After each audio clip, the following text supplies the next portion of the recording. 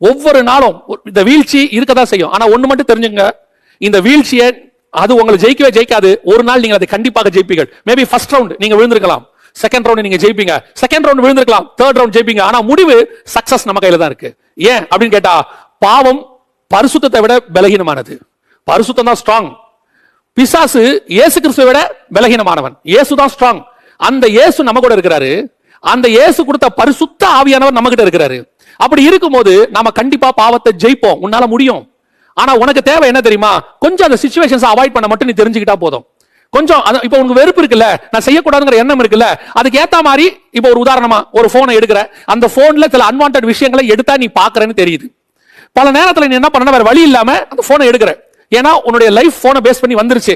Mail பாக்குறதோ இல்ல ஆபீஸோட ஆன்லைனோ ஏதோ ஒண்ணு, நீ ஆட்டோமேட்டிக்கா அதை பார்த்துட்டு நீ எங்க போற, எதை நீ பார்க்க கூடாதுன்னு நினைச்சோ அங்க போற. இதுக்கு தான் நீ என்ன செய்யணும், கொஞ்சம் முயற்சி பண்ணணும், ஆண்டவர்ட்ட கேட்கணும், பலப்படுத்துவார். ஆண்டவரே எதுக்கு நான் போன் எடுக்கிறனோ, அதாவது ஆபீஷியலா அதை பார்த்துட்டு அந்த போனை கீழே வைக்கிற எண்ணம் எனக்கு வரணும். I am not talking only about a phone. போனுக்கு நான் ஒரு உதாரணத்தை சொல்றேன். இப்போ ஒரு இடத்துக்கு நீ போற, தேவையில்லாம ஒரு சிலருக்கெல்லாம் இந்த குடிப்பழக்கத்துல இருந்து விடுதலை ஆகியிருப்பாங்க, வந்துருவாங்க, மறந்துருவாங்க, அதை குடிக்க மாட்டாங்க. ஆனால் ஒரு சில நேரத்தில் அங்க போகும்போது அந்த பழைய நண்பர்கள் அவங்க எல்லாம் போட்டு இவர பிரஷர் கொடுப்பாங்க. அந்த நேரத்துல அந்த நண்பர்கள் என்ன செய்வாங்க தெரியுமா, உன்னை குடிக்கவான்னு கூப்பிட மாட்டாங்க, என் கூட குடின்னு சொல்ல மாட்டாங்க. ஃபர்ஸ்ட் சொல்லுவாங்க நீ குடிக்க மாட்டேன்னு தெரிஞ்சிடும். அப்புறம் என்ன பண்ணுவாங்க தெரியுமா, சரிவா என் கூட ஒரு கொக்கோ கோலா குடிம்பாங்க. இதான் பிசாசு உன்னை அப்படியே வச்சு இழுக்கிறது. கொஞ்சமா அப்படியே நயங்காட்டி, ஆண்டவர் வனாந்தரத்துல நயங்காட்டி இழுக்கிற மாதிரி பிசாசு உன்னை இழுக்கிறது. சரி அப்படியே வா என் கூட ஒரு கொக்கோ கோலா குடி அப்படிம்பாங்க. இப்போ அந்த கொக்கோ கோலா குடிக்க ஆரம்பிக்கிறீங்கல்ல, உங்களுக்குள்ள ஒரு பெருமை இருக்கும். என்ன பெருமை தெரியுமா, எல்லாரும் குடிச்சாங்க, நான் மட்டும் கொக்கோ கோலா குடிச்சேன். திருப்பி 2 நாள் கழிச்சு அதே ஃப்ரெண்ட்ஸ் கூப்பிடுவாங்க, பழைய ஸ்கூல் ஃப்ரெண்ட்ஸ் எல்லாம் வந்திருக்காங்கடா, உன்னை பார்க்கணும்னு நினைக்கிறாங்கடா, வாடா அப்படிம்பாங்க. இப்போ நீங்க கொக்கோ கோலா குடிக்க போவீங்க. ஆட்டோமேட்டிக்கா ஒரு நாள் நீங்க கொக்கோ கோலாக்கு பதிலா அவரோட உட்கார்ந்து சாராயம் குடிக்க ஆரம்பிப்பீர்கள். ஏன், நீங்க உள்ள போக தொடங்கிட்டீங்க, சிங்கத்தின் வாய்க்குள்ள தலையை விட தொடங்கிட்டீங்க. நான் பத்திரமா வெளியே எடுத்துட்டேன், பத்திரமா 2வது தடவை எடுத்துட்டேன், பத்திரமா 3வது தடவை எடுத்துட்டேன்னு சொல்லுவீங்க. ஒரு தடவையில ஒரு நாள் உன் தலை மாட்டிக்கொள்ளும் வாய்ப்பு இருக்கு. அதான் சொல்றேன், அந்த மாதிரி சிச்சுவேஷன்ஸ் நீ அவாய்ட் பண்ணணும். அங்க போனா வீழ்றன்னு தெரியுதா, அங்க நீ போகாத. அது போகாம இருக்கிறதுக்கு கர்த்தரிடத்துல பலனை கேளு. உன் ஜெபம், இந்த ஜெபம் ரொம்ப முக்கியமான ஜெபம். இப்ப இதுலயுமே என்ன ஒரு பிரச்சனைன்னு கேட்டீங்கன்னா, இந்த 51ஆம் சங்கீதத்தை ரொட்டீனா சொல்லி பழக்கப்பட்டாங்க சிலர் டெய்லி காலையில எழுந்து 51ஆம் சங்கீதத்தை சொல்லு அப்படின்னு சொன்ன உடனே இதுல இருக்கக்கூடிய மேன்மைகள் தெரியாம டெய்லி 51ஆம் சங்கீதத்தை அப்படியே தூக்கத்திலேயே சொல்றது இல்ல. இந்த 51ஆம் சங்கீதத்தை தியானிங்க. இது வெறும் பாட்டு மட்டும் இல்ல, இது ஒரு வகையான ஜெபம். இந்த ஜெபத்தை ஆண்டவர்ட்ட சொல்லுங்க. உன் பலவீனத்துல அவருடைய பலன் பூரணமாய் விளங்கும். ஒவ்வொரு நாளும் ஏந்திரிக்கும் போது காலையில ஆண்டவர் சொல்ல, ஆண்டவரே இந்த நாள் வீழ்ச்சி அடையாத ஒரு நாளாக இருக்கணும்.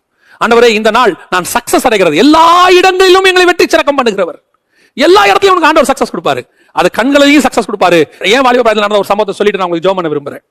கல்லூரி வாழ்க்கையில படிக்கும் போது பல நேரங்களில நான் ஆண்டவரை ஏற்றுக்கொண்ட புதுசுல அநேகர் என்னோட கூட பேசுறதை நிறுத்திட்டாங்க. அப்ப நான் தனியா இருப்பேன். தனியா இருக்கும்போது நம்ம பொதுவா சொல்லுவோம் இல்லையா, the idle mind is the devil's workshop அப்படின்னு சொல்லுவாங்க. அப்ப பல நேரங்களில் பல காரியங்கள் நம்மளை யோசிக்க வைக்கும், சில சிந்திக்க வைக்கும். அந்த நேரத்துல அந்த தனிமையா இருக்காதபடி எனக்கு ஆவியானவர் சில காரியங்களை இப்ப சொல்லி கொடுத்தார். அப்ப கையில சில நேரத்துல பைபிள் வச்சிருப்பேன், சில நேரத்துல ஜெபம் பண்ண போவேன், இல்லைன்னா ட்ராக்ஸ் இருக்கும் கொண்டு போய் கொடுக்க போயிடுவேன். சும்மா மட்டும் உட்காந்து யோசிக்க மாட்டேன். அந்த சும்மா உட்கார வேலை எப்பவுமே ஆபத்து.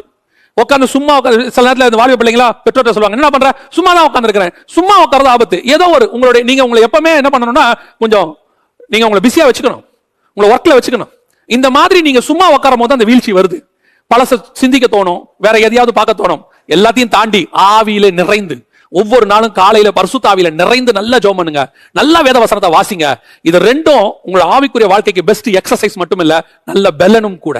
இது உங்களை என்ன செய்யும் சொன்னா, கர்த்தருக்குள்ள உங்களை பலப்படுத்தி வீழ்ச்சி வரையாதபடி நிறுத்தி பல பாவங்கள்ல இருந்து உங்களை விடுதலையாக்கி கொடுக்கும். ஒவ்வொரு இன்னைக்கு இருக்கிற எல்லா பரிசுத்தவான்களும் இப்படிப்பட்ட வீழ்ச்சியை சந்தித்து வந்தவங்க தான். எல்லாருமே அப்படியே ரட்சிக்கப்பட்ட அண்ணில இருந்து ஹோலியஸ்ட் பிளேஸ்க்குள்ள போய் நுழைஞ்சிடல யாரும். இந்த உலகத்துல அவங்க கிராஸ் பண்ணி ஜெயிச்சு வந்திருக்கிறாங்க. ஏன், ஒரு சிலர் கல்யாணமான பிறகு விழுந்தவங்க இருக்கிறாங்க, ஒரு சிலர் வயதான காலத்திலையும் விழுந்தவங்க இருக்கிறாங்க. ஒரே ஒரு காரியத்தை நான் சொல்லிட்டு முடிக்கிறேன். யோபு சொல்றாரு, அழகா சொல்றாரு, என் கண்களோடு கூட உடன்படிக்கை பண்ணின நான் ஒரு கன்னிகையின் மேல் நோக்கமாய் இருப்பது எப்படி அப்படின்னு கேட்கிறார். அப்படின்னா குழந்தை எல்லாம் இருக்கு, பெரிய பெரிய வயசுல குழந்தை இருக்கு. அந்த யோபு சொல்றாரு, கண்களோடு கூட உடன்படிக்கை பண்ணிருக்கிறாரா. என்னது, நான் யாரையும் பார்க்க மாட்டேன், எந்த பொண்ணையும் பார்க்க மாட்டேன் அப்படின்னு. அது வசனம் இருக்கு, அழகா இருக்கு, எந்த பொண்ணையும் பார்க்க மாட்டேன்னு. அப்படி நான் என் கண்களோட உடன்படிக்கை பண்ணிருக்கிறேன்பா, நான் எப்படி மத்த பொண்ணுங்களை பார்ப்பேன் அப்படின்னா என்ன அர்த்தம்? அவருக்கு அந்த ஏஜ்ல கூட அந்த உடன்படிக்கை தேவைப்படுது. யாரையும் பார்க்க மாட்டேன், அது ஒரு பலகீனம். அவர் யாரு? உத்தமனும் சன்மார்க்கனும் நீதிமான். ஏன் அப்படி ஒரு முடிவு அவர் எடுத்ததுனால அவர் உத்தமனும் சன்மார்க்கனும் நீதிமான். நீ அந்த முடிவு எடுக்கிறல்ல, என்ன முடிவு எடுக்கிற? நான் இந்த பாவம் செய்யக்கூடாது, இனிமேட்டு பண்ண மாட்டேன், நான் வீழ்ச்சி அடையக்கூடாது நினைக்கிறல, நீ உத்தமனும் சன்மார்க்கனும் நீதிமானாய் மாறக்கூடியவன். அந்த நீ ரொம்ப தூரத்துல இல்ல ஆண்டவர்கிட்ட வரத்துக்கு. இன்னைக்கு ஆண்டவர் உன்னை அந்த பரிசுத்தத்துக்கு நேராக நடத்த விரும்புகிறார். நீ அநேகருக்கு சாட்சியாய் மாற விரும்புகிறார். உன்னை நிறுத்த போறார் ஆண்டவர்.